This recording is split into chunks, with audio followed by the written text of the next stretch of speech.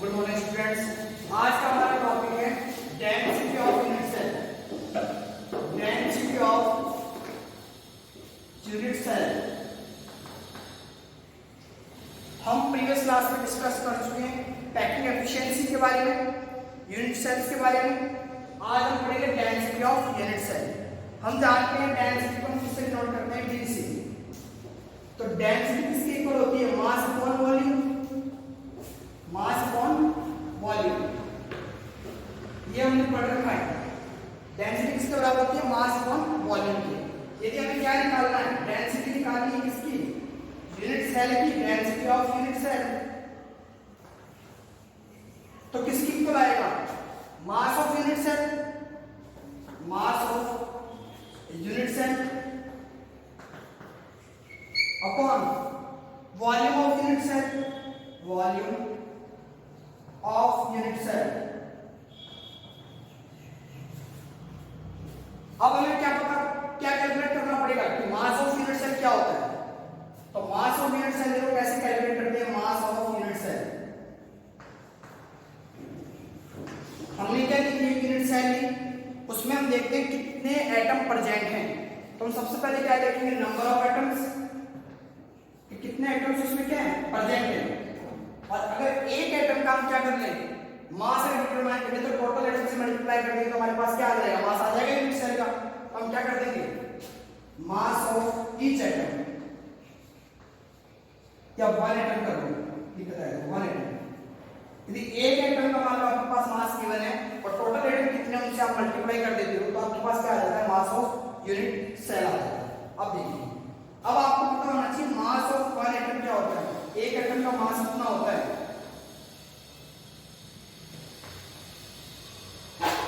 एक एटम का आपको क्या याद करना है, मास निकालना है। तो देखो क्या होता है, atomic mass upon Avogadro number. One atom का मास क्या होता है, atomic mass upon Avogadro number. क्या हो जाएगा, atomic mass upon Avogadro number. मैं इसको एटॉमिक मास को किससे रिप्रेजेंट कर रहा हूं, कैपिटल एन से। एवोगाड्रो नंबर किससे करता हूं, एन ए से, ठीक है। नंबर ऑफ एटम को मैं जेड से रिप्रेजेंट करता हूं और मास ऑफ ईच या वन एटम को हम किससे करते हैं, स्मॉल एन से। ये हमने रिप्रेजेंट कर दिया। अब हमें क्या निकालना है, डेंसिटी ऑफ यूनिट सेल। एक यूनिट सेल के लिए क्या निकालनी है, डेंसिटी। तो हमारे पास बची मास ऑफ यूनिट सेल। तो हमारे पास देखो डेंसिटी थी, मास ऑफ यूनिट सेल हमारे पास क्या है, z इनटू स्मॉल m, एक है हमारे पास, अपॉन वॉल्यूम लेंगे किसका, यूनिट सेल का। हमने पढ़ा था वॉल्यूम क्या था यूनिट सेल का, a क्यूब। कितना आ गया, a का क्यूब। अब देखिए z अपॉन a क्यूब। हमने क्या कहा था, वन एटम का मास किसके इक्वल होता है, atomic mass upon Avogadro number. इसको हमने किससे रिप्रेजेंट किया था, m अपॉन n। तो यहां हम क्या कर देंगे, m इनटू na, और ये आ जाएगा हमारे पास डेंसिटी का फॉर्मूला। इससे हम क्या कर सकते हैं, किसी भी बैग यूनिट सेल का हम क्या कर सकते हैं, डेंसिटी कैलकुलेट कर सकते हैं, ठीक है। अब हम बात करेंगे सॉलिड डिफेक्ट्स की। नेक्स्ट टॉपिक हमारा क्या है, सॉलिड डिफेक्ट्स या solid impurity. Solid defects,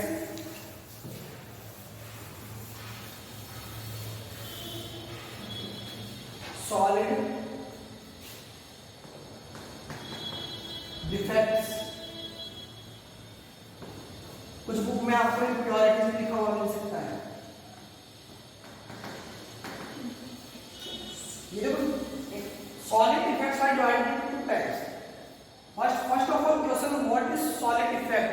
solid defect होता क्या है, देखो आपने पढ़ा था यूनिट सेल में जो एटम का जो अरेंजमेंट होता है वो कैसा होता है, रेगुलर होता है।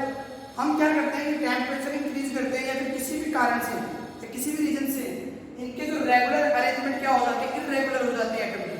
कैसे हो जाए, एटम के रेगुलर अरेंजमेंट हो जाए तो उनमें क्या उत्पन्न हो जाता है, सॉलिड डिफेक्ट्स। तो उसको हम क्या कहते हैं, सॉलिड डिफेक्ट्स। या फिर मैं कहूं डिस्टर्ब हो जाए उनका रेगुलर अरेंजमेंट, तो उसको हम क्या कहते हैं, सॉलिड डिफेक्ट्स। तो first of all point and, ये इसको मैं क्या कह सकता हूं, atomic defects. Atomic defects Solid defects are divided into two parts. First of all, point atomic defects, and second is electronic defects.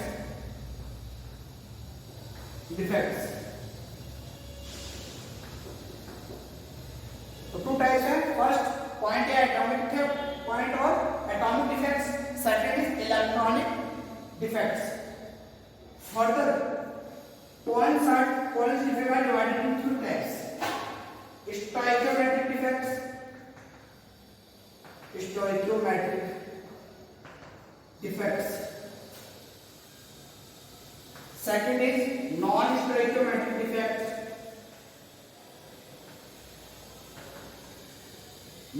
defects,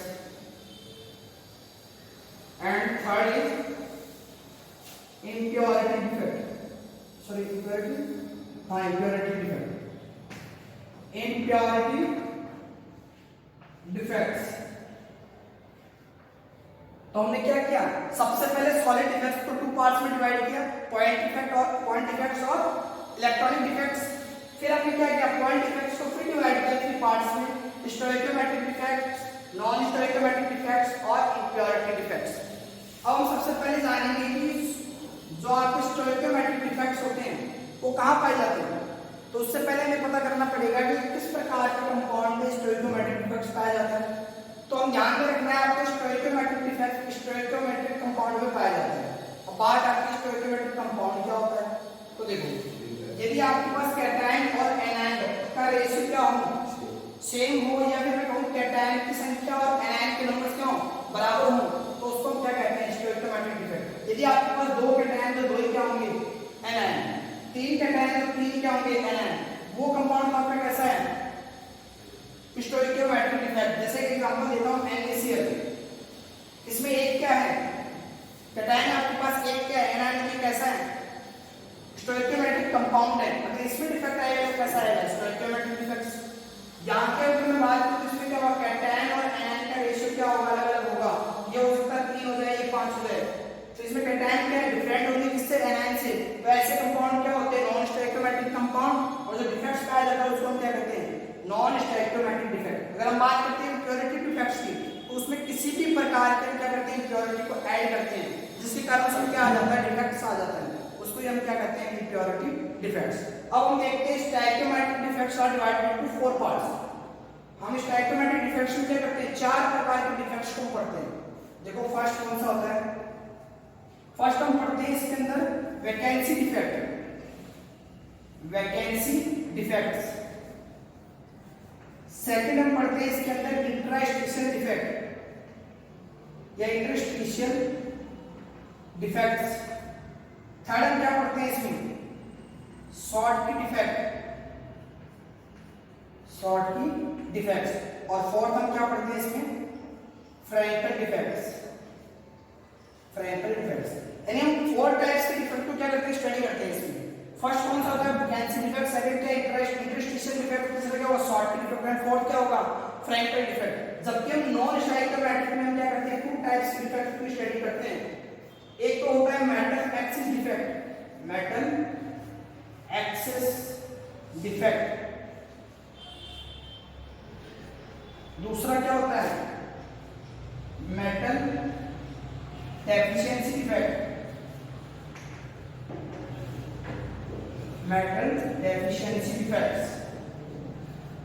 तो देखो ये हमारा चार्ट था किसका, सॉलिड डिफेक्ट्स का.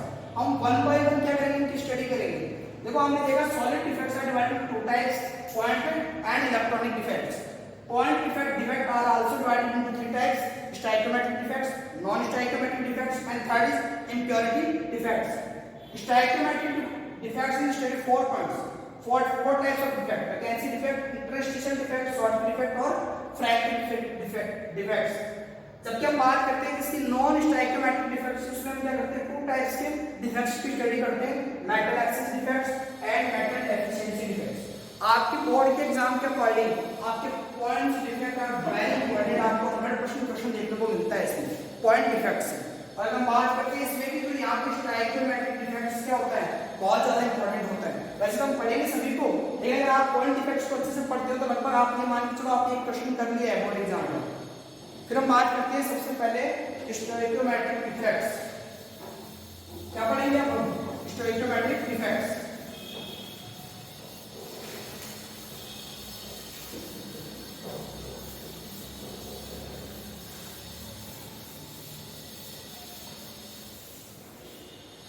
जब हम चार्ट के अकॉर्डिंग पढ़ेंगे चारों डिफेक्ट्स कौन कौन से थे हमारे पास? Vacancy defect, interstitial defect, Frenkel defect और शॉर्ट डिफेक्ट। तो यहां मैं लिख देता हूं डिफेक्ट्स। एक कॉलम बना लीजिए आप डिफेक्ट्स का। सेकंड कॉलम आप क्या बनाएंगे? डेफिनेशन। डेफिनेशन ये थोड़ा बड़ा बना लेना। थर्ड का लिखेंगे सॉलिड, बताऊंगा सॉलिड का मतलब यहाँ क्या है। फोर्थ का लिखेंगे डेंसिटी इफेक्ट। डेंसिटी इफेक्ट कि डेंसिटी पर क्या इफेक्ट पड़ता है। और यहाँ पे क्या लिखेंगे? Structure after defects. After defects. अब देखिए आपने कॉलम बनानी कितने 5 टाइप्स कॉलम बनानी है। एक में डिफेक्ट, दूसरे में डेफिनेशन लिखनी है आपको, फिर सॉलिड की डेंसिटी इफेक्ट और यह स्ट्रक्चर लिखेंगे इसकी आफ्टर डिफेक्ट के बाद उसकी स्ट्रक्चर कैसे होती है। तो सबसे पहले हमने देखा था कौन सा? Vacancy defect. हमारा सेकंड क्या था? Interstitial defect, interstitial defect. और थर्ड हमारा क्या था? Shorty defects. एंड फोर्थ हमारा क्या था? Fractal defects. ये हमने पढ़े थे। क्या थे हमारे फोर डिफेक्ट्स? स्टोइकियोमेट्रिक डिफेक्ट्स थे। इसका मतलब इसमें क्या होता है? Cation and anion number ratio are same. अब हम सबसे पहले बात करते हैं सॉलिड की। तो देखो यहाँ पे सॉलिड की बात करने का मतलब ये किस प्रकार के सॉलिड के अंदर ये डिफेक्ट्स पाए जाते हैं। तो हमें देख के कैसे पता चलेगा कि इसके अंदर कौन कौन से डिफेक्ट्स पाए जाएंगे। तो हम सबसे पहले क्या करते हैं? ये नॉन आयनिक सॉलिड में पाए जाते हैं। इसमें नॉन आयनिक सॉलिड में क्या होते हैं? वैकेंसी डिफेक्ट्स प्रेजेंट होते हैं इसमें नॉन आयनिक सॉलिड में। और आपके इंटरस्टिशियल भी क्या होते हैं? नॉन आयनिक सॉलिड में ही प्रेजेंट होते हैं। जबकि आपके शॉर्ट के फ्रैक्टल किसमें होते हैं? आयनिक में होते हैं, आयनिक सॉलिड में। और ये भी क्या होते हैं? आयनिक सॉलिड में। यानी मैं कहूं कि पहले दोनों में वैकेंसी और इंटरस्टिशियल डिफेक्ट किसमें पाए जाते हैं? नॉन आयनिक सॉलिड में। जबकि शॉर्ट के फ्रैक्टल किसमें पाए जाते हैं? आयनिक सॉलिड्स में।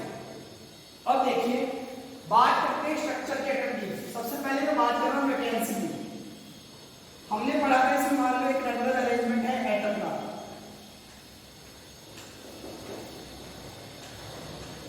ये एक रेगुलर अरेंजमेंट आप देखो सिस्टमैटिक में क्या है? आपके एटम अरेंजमेंट।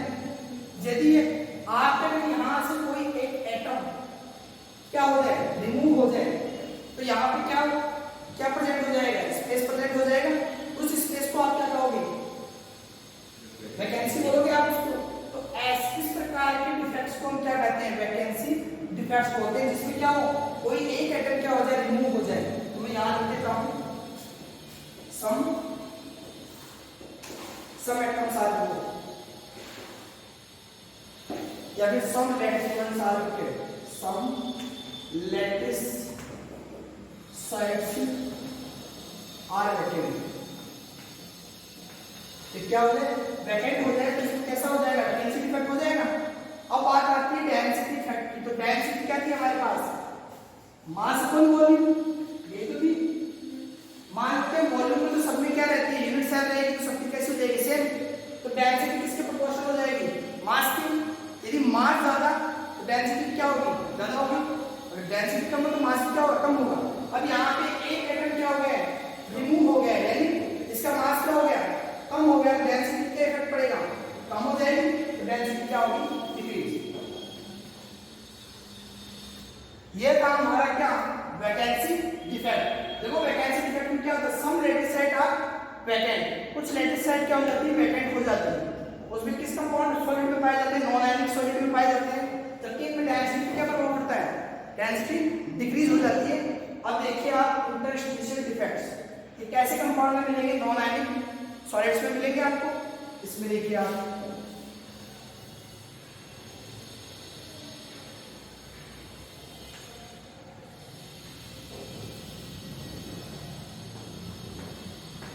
मान लो आपके पास एटम का अरेंजमेंट था रेगुलर, यहां से कोई एटम क्या कर ले, अपना स्थान छोड़ दे और वो कहां चला जाए, इंटरस्टिशियल स्पेस में चला जाए। ऐसे डिफेक्ट्स को आप क्या बोलोगे, इंटरस्टिशियल डिफेक्ट। क्या बोलोगे यहाँ पे, इंटरस्टिशियल डिफेक्ट्स। तो क्या लिखोगे इसके आप, सम कांस्टेंट पार्टिकल्स, सम constituents particles occupy interstitial space या interstitial size।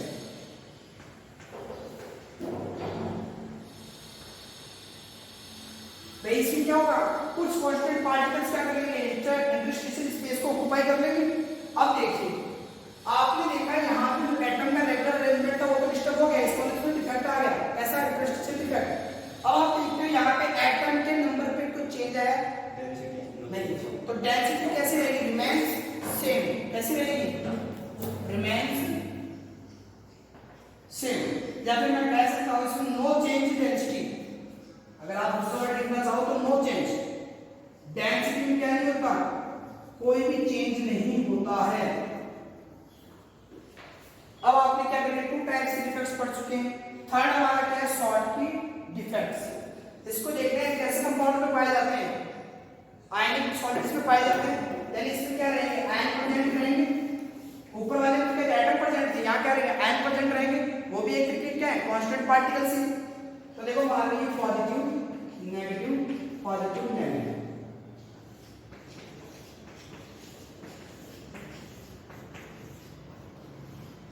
ये आपके पास क्या है,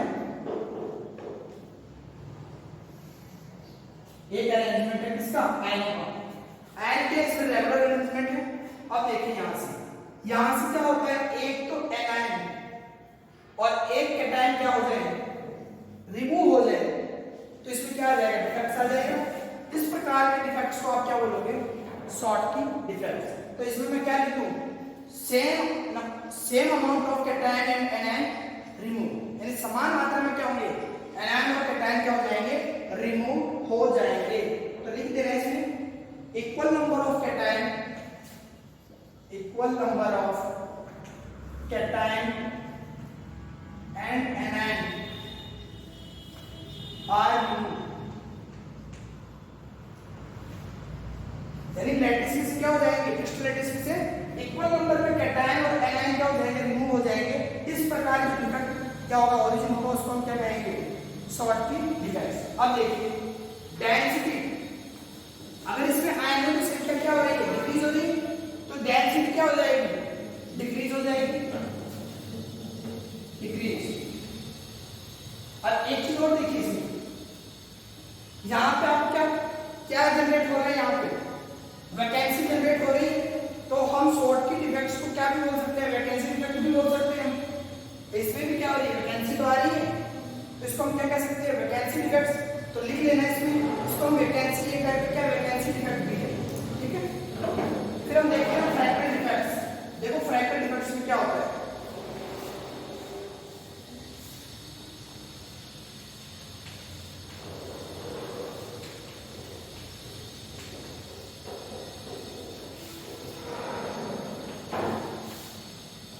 ये मान लो हमारे पास रेगुलर अरेंजमेंट था किसका, एनायन का, ये सॉरी आयंस का, ठीक है।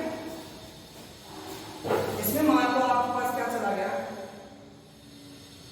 एक कैटायन क्या हो गया, बाहर चला गया, या फिर मैं कहूं कि रिमूव हो गया।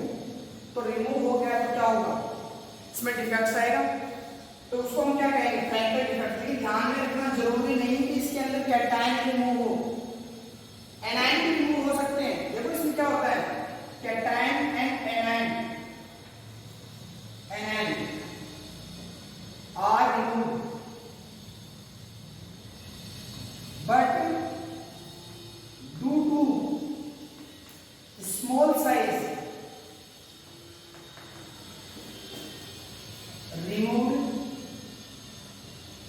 कैटायन। देखो ऐसा डिफेक्ट जिसमें एनायन और कैटायन दोनों रिमूव हो सकते हैं, बट यहाँ पे कैटायन रिमूव इसलिए होता है क्योंकि उसका साइज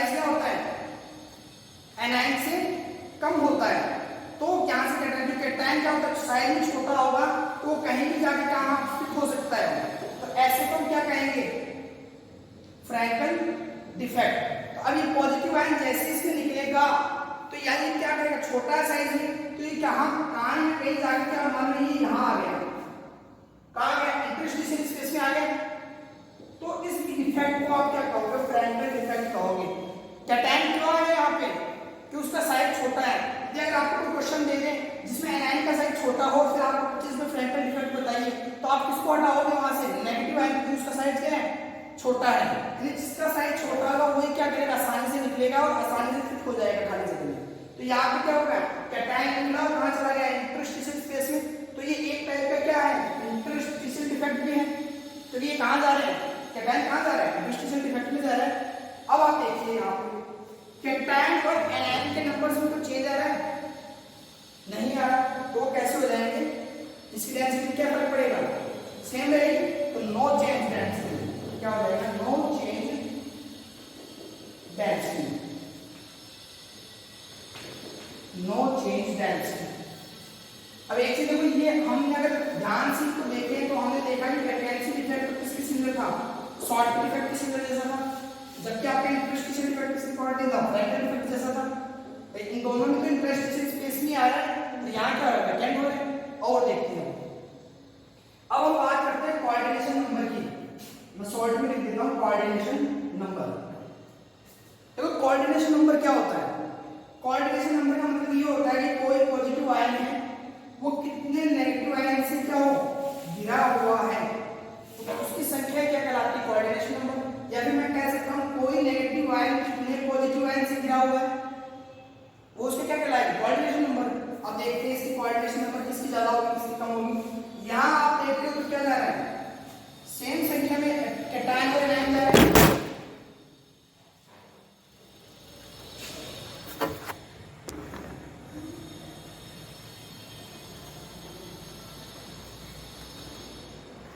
अब आप यहाँ क्या देख रहे हैं, समान संख्या में क्या जा रहा है, कैटायन और एनायन जा रहे हैं। तो कैटायन और एनायन जा रहे हैं, तो मान लो एक मान में आपसे क्या कैटायन गया तो 4 एनायन से घिरा हुआ था, यहाँ पे एनायन गया तो 4 कैटायन से घिरा हुआ था। ये दो एटम कितने से घिरे हुए थे, 8 से। जबकि यहाँ क्या गया है, एक कैटायन ने अपना स्थान छोड़ा है क्यों, तो कैटायन 4 करते हैं 4 एटम, यहाँ पे किसके ज्यादा सराउंडिंग है, ऊपर वाले, तो इसकी कोऑर्डिनेशन संख्या क्या हो जाएगी, 5। तो इसकी क्या लिखते हैं, कोऑर्डिनेशन संख्या क्या हो जाएगी, 5, जबकि इसकी क्या हो जाएगी, लो। अकॉर्डिंग समझ में आ गया, इसकी यहाँ 2 एटम है भाई, 2 एटम ज्यादा से घिरे हुए रहेंगे, यहाँ 1 एटम। फिर अब बात करते हैं, देखो एक चीज और लिखेंगे कि यहाँ पे जो कैटायन का जो साइज होता है वो ऑलमोस्ट इक्वल होना चाहिए इसके एनायन के साइज से। ध्यान रखना इस बात में। जैसे मैं समझाता हूँ, यदि मान लो आपने यहाँ पे जिंक प्लस 2 को गायब किया है या रिमूव किया है, तो आप क्या करोगे, ऑक्सीजन को रिमूव करेंगे तो उस पर -2 चार्ज होता है, जिस पर क्या होता है +2। तो आपका जो चार्ज होता है वो कैसा रहता है, बैलेंस रहेगा। अगर मान लो आप यहाँ पे Zn+2 निकाल दिया और यहाँ से क्लोरीन निकाल दिया, तो क्या हो जाएगा, 1+ ज्यादा चला गया, तो इनका रेशियो क्या हो जाएगा, चेंज हो जाएगा। फिर तो स्टाइकियोमेट्रिक कहाँ रहेगी, स्टाइकियोमेट्रिक का क्या मतलब होता है, जितने कैटायन है उतने ही एनायन है। जैसे देखो यहाँ पे 1 2 3 4 है और 1 5 आपके पास क्या बचे, एनायन। 1 2 3 4 5 क्या बचे, कैटायन। यानी रेशियो ऐसे ही है, तभी तो हमने कहा था कि स्टाइकियोमेट्रिक डिफेक्ट्स। यहाँ पे भी आप देख सकते हो 6 तो क्या है इसमें, एनायन और 6 क्या है, कैटायन। तो इनका रेशियो कैसा है, सेम है, तभी तो हमने स्टाइकियोमेट्रिक डिफेक्ट का है। तो यहाँ पे ध्यान में रखना है कि जब +2 निकाल रहे हो तो -2 ही निकालना पड़ेगा नेगेटिव आयन। अगर आपने +2 जिंक निकाल दिया फिर क्लोरीन निकाल दिया तो +2 क्या हो जाएंगे, कम हो जाएंगे, तो फिर स्टाइकियोमेट्रिक डिफेक्ट नहीं रहेगा, फिर कैसा हो जाएगा, नॉन स्टाइकियोमेट्रिक डिफेक्ट। फिर हम बात करते हैं जो इनकी, और इसमें क्या होगा, यहाँ पे जो कैटायन की साइज होगी वो कैसी होगी, वेरी लेस होगी, इससे एनायन की साइज से। तभी तो हम क्या बताएंगे उसमें, इस कैटायन क्या हुआ है, हमारा रिमूव हुआ है। फिर हम बात करते हैं इनके एग्जांपल की। तो देखो AgCl, caesium chloride, AgBr,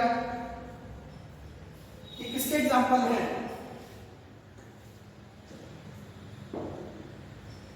sorry NaCl KCl KBr, ये तो सर उसके हो गए। हाँ ये उसको नहीं, NaCl KCl KBr। ये एग्जांपल किसके आपके शॉर्ट के डिफेक्ट्स के। और ये कैसे कंपाउंड है, आयनिक कंपाउंड है, आयनिक सॉलिड है हमारे। आपने घर में नमक देखा है आपने, कैसा है वो, आयनिक सॉलिड है उसमें। और इसमें स्टाइकोमेट्रिक भी आप देख सकते हो, एक Na का है, एक Cl का है, एक प्लस चार्ज है, एक माइनस चार्ज है। जबकि हम बात करें किसकी, फ्रैक्टल की, देखो HCl AgBr, देखो HCl में ध्यान रखना, Ag+2, Cl क्या होता है -2। तो देखो इसमें क्या हो रहा है, साइड में डिफरेंस आ रहा है, कैटायन और एनायन। फिर देखो AgBr, या फिर मैं कह दूं जितने भी सिल्वर हैलाइड्स होते हैं आपके, वो कैसे होंगे, फ्रैक्टल डिफेक्ट्स होगा उनमें। और एक लिख दोगे जिंक सल्फाइड। अब एक नोट में आके हम एक चीज और लिखेंगे, हमारा जो AgBr यौगिक होता है, कंपाउंड होता है, उसमें दोनों प्रकार के डिफेक्ट्स पाए जाते हैं, शॉर्ट के डिफेक्ट्स और फ्रैक्टल डिफेक्ट्स। वेरी इंपॉर्टेंट, यहाँ से क्वेश्चन पुट होता है कि ऐसा कंपाउंड आपको बताना है जिसमें शॉर्ट के और फ्रैक्टल डिफेक्ट दोनों पाए जाते हो, तो कौन सा होगा, AgBr। इसमें क्या होता है, शॉर्ट की एंड फ्रैक्टल डिफेक्ट दोनों प्रेजेंट होते हैं, इसमें AgBr में। ये हमारे क्या थे, शॉर्ट के हमारे जर्मन साइंटिस्ट थे, और इन्होंने 1900 या 1930 में क्या किया था, हमें शॉर्ट के डिफेक्ट्स के बारे में बताया था।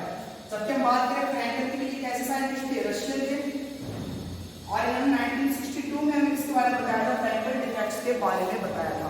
तो देखो हमने क्या पढ़ लिया, हमने पढ़ा स्टाइकोमेट्रिक डिफेक्ट्स। मैंने आपको चार्ट के अकॉर्डिंग पूरे पॉइंट्स बताने की कोशिश की है कि किस तरीके से आप स्टाइकोमेट्रिक डिफेक्ट्स को पढ़ सकते हो। मैंने स्ट्रक्चर आपको बता दी क्या क्या होता है उसमें, डेंसिटी पे क्या इफेक्ट होता है वो बता दिया मैंने, कहाँ कौन से कंपाउंड में पाए जाते हैं वो बता दिया मैंने आपको, डेफिनेशन दे दी थी आपको मैंने, और इनके एग्जांपल्स भी मैंने आपको दी थी, और रीजन भी बता दिया कि यहाँ कैटायन ग्रुप क्यों होता है, यहाँ पे कैटायन और एनायन ग्रुप जो होते हैं उनका साइज जैसा होता है, इक्वल होता है, ताकि उनका स्टाइकोमेट्रिक क्या रहे, स्टाइकोमेट्रिक सेम रहे उनकी, तभी तो स्टाइकोमेट्रिक डिफेक्ट शो करेंगे। तो आज के लिए हम इतना ही करेंगे, बाकी का हम क्या करेंगे नेक्स्ट क्लास में पढ़ेंगे, कौन सा, non stoichiometric defects. Thank you.